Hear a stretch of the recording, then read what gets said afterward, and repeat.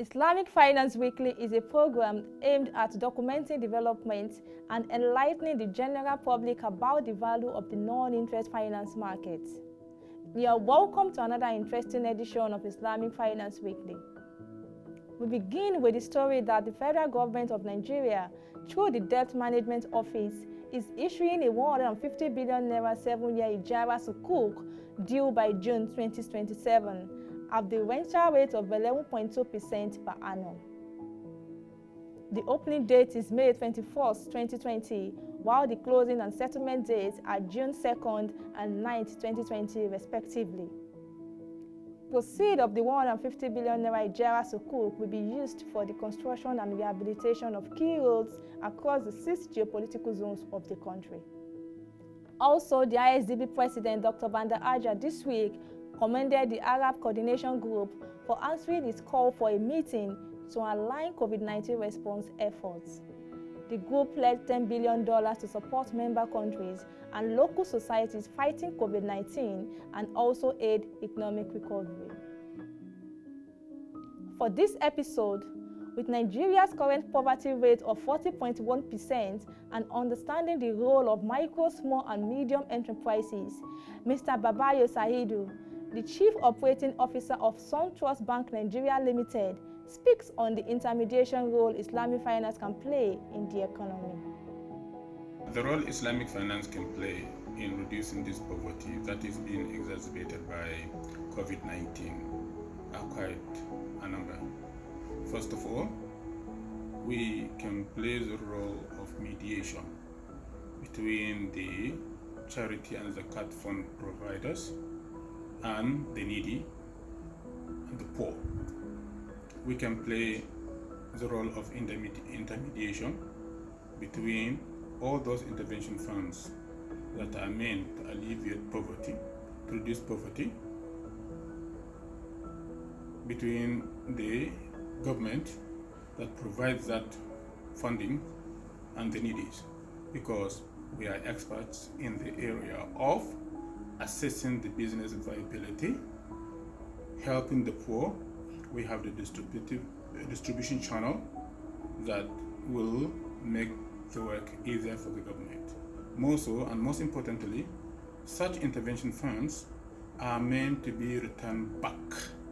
As a result, we have the mechanism in a very, very Sharia compliant way that we can give the money out in any form approved by Sharia or by Islamic finance principles and get it back such that it will be circulating and as a result improving the well-being of the society.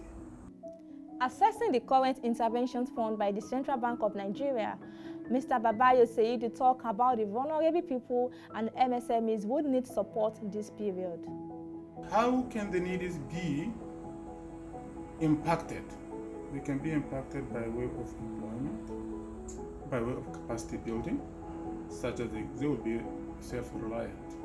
As a result, when we talk about macro, small and medium enterprises, they play a significant role. So such intervention funds should be targeted at the macro, small and medium enterprises because they provide over 60% of the GDP, well over 60%, and they provide the highest employment in our society.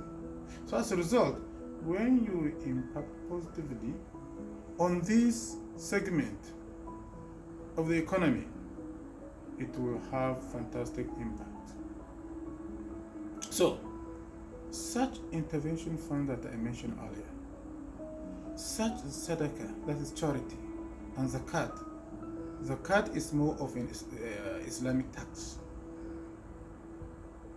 When accessed by Islamic financial institution, it can be channeled to the SME. SME is the engine of growth. Bottom line, channeling it through the non-interest banking principles has quite a number of advantages than channeling it through the conventional financial institutions. Because under Islamic finance, we share risk. Under Islamic finance, we, as much as possible, try to reduce the uncertainty. We reduce the risk. When you reduce the risk, the business are better placed to take a business decision. So, the SME and the macro businesses can benefit a lot by using these funds, be it from charity, from zakat, from intervention funds, to provide financing for economic development, which will lead to significant reduction in poverty. Most importantly, all Islamic finance businesses are asset-based. So being asset-based, it means that there must be productivity. To produce, you must employ.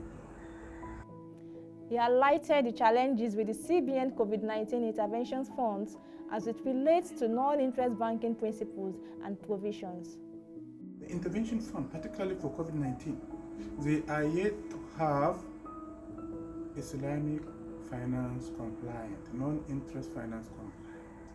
Why? Because the intervention, particularly the NASA fund, the healthcare area, they are interest-based. Given the novel pandemic of COVID-19, we are faced with a special issue here at hand.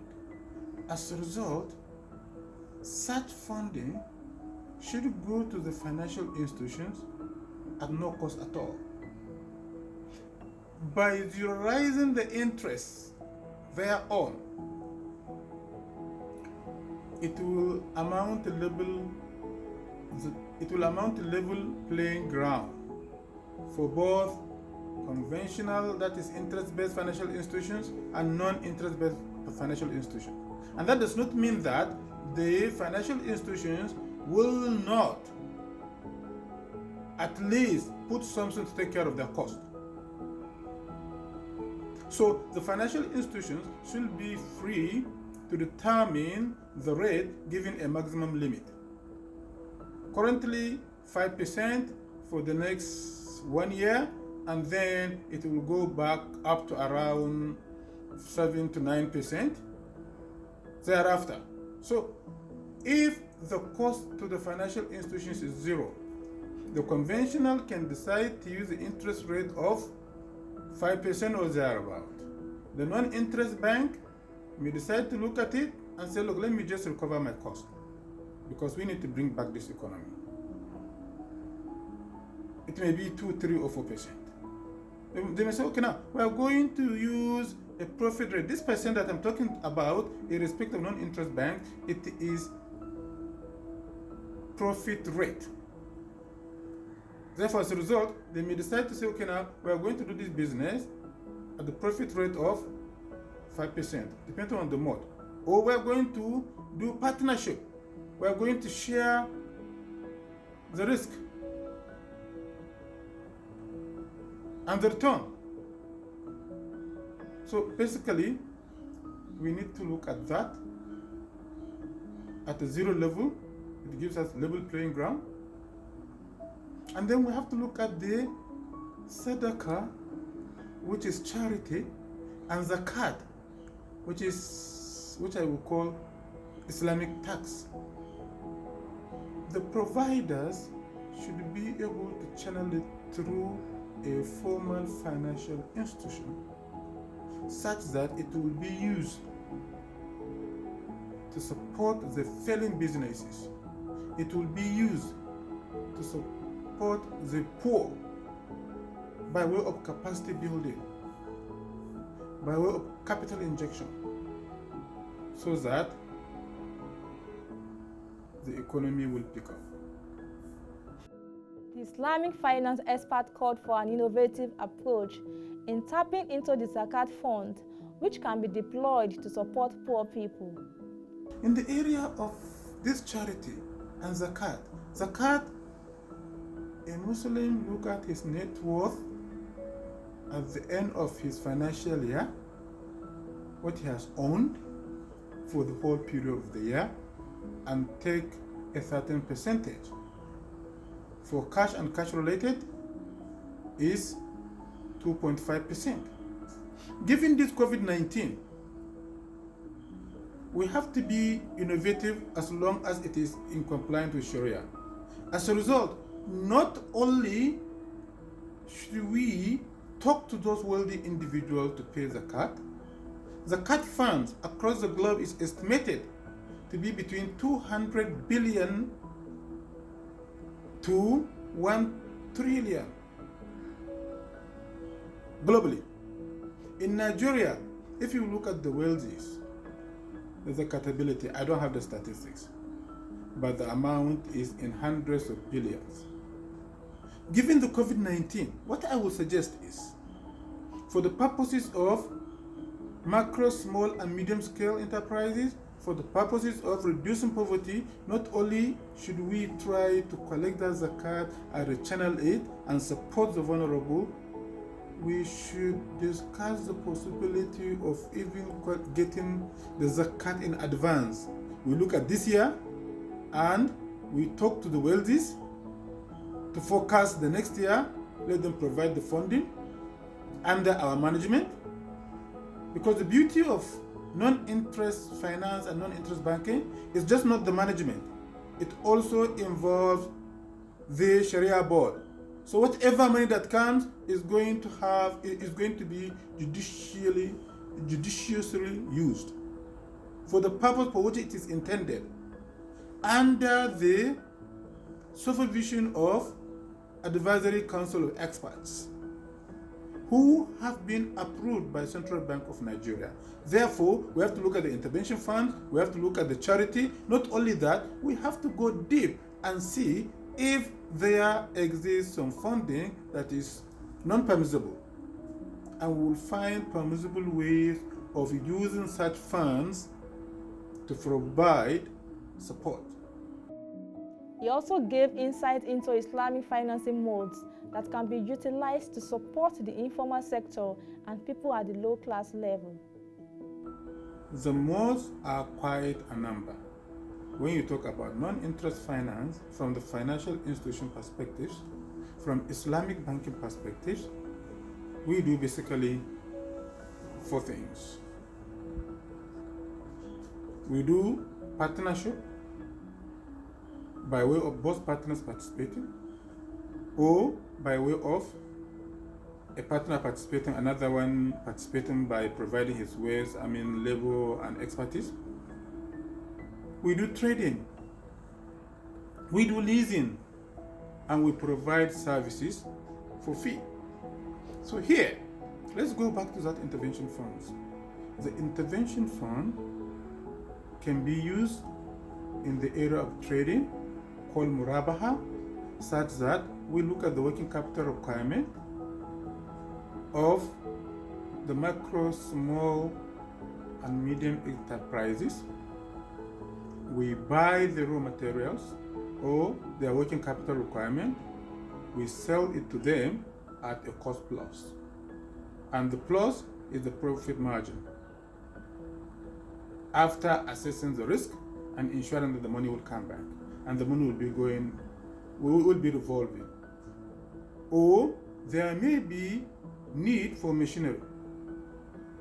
We can buy and lease to them and charge very, very minimal rental. That's called ijara.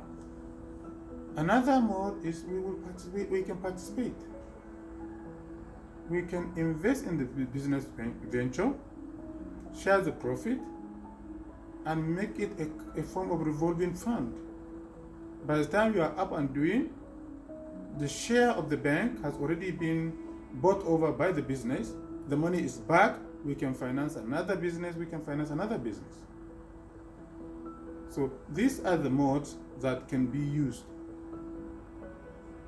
to finance, to sort out, and to take care of this vulnerability.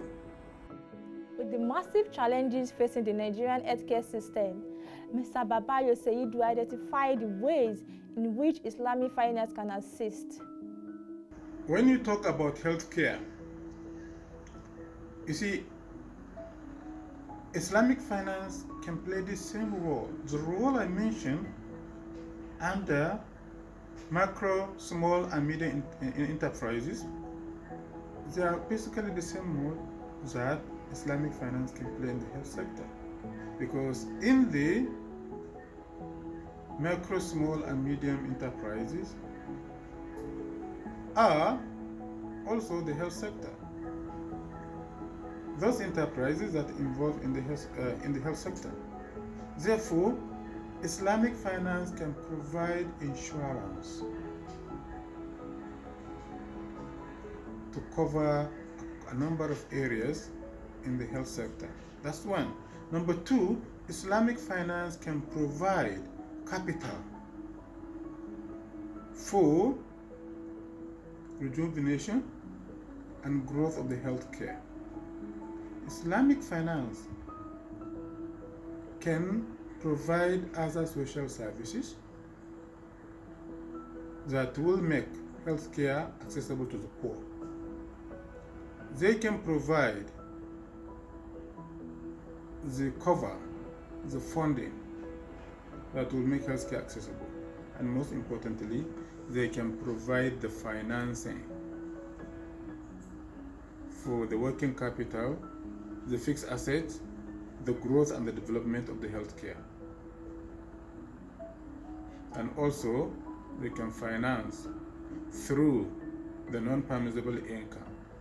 If it dues, they can finance research and development for the well-being of humanity. Amidst the COVID-19 pandemic and rising tide of socio-economic crisis, the non-interest finance market provides immense opportunity for scaling the activities of MSMEs and improve Nigeria's healthcare system. This is also wishing all Muslims across the globe a happy Eid al-Fitr celebration in advance. Many thanks for watching. Stay safe, stay healthy, and bye for now.